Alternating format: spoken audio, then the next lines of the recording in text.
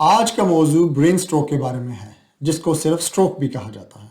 اگر کسی کو میجر سٹروک ہو جائے جس کے نتیجے میں مریض کو جسم کے کسی حصے میں پیرالائسس ہو سکتا ہے، جسے فالج بھی کہا جاتا ہے۔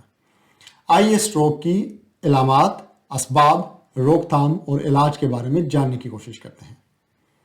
جب دماغ کے کسی بھی حصے میں خون کی سپلائی منقطع ہو جائے، یہ حالت عارضی ہو یا مستقل، اسے سٹروک کہتے ہیں۔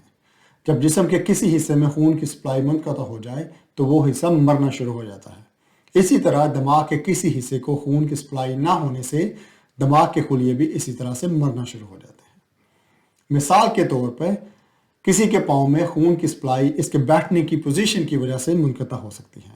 اگر یہ احساس آپ کے ساتھ ہوا ہو تو آپ جانتے ہوں گے کہ اس کا احساس کیسا ہوتا ہے۔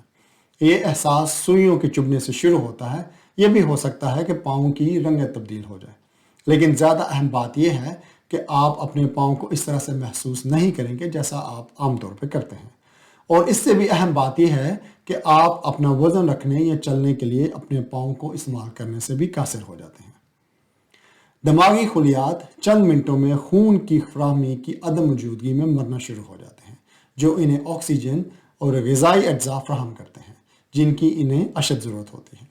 نتیجے کے طور پر یہ دماغی نقصان طویل مدتی معذوری یا موت کا سبب بھی بن سکتا ہے۔ تو اس کی علامات کیا ہیں؟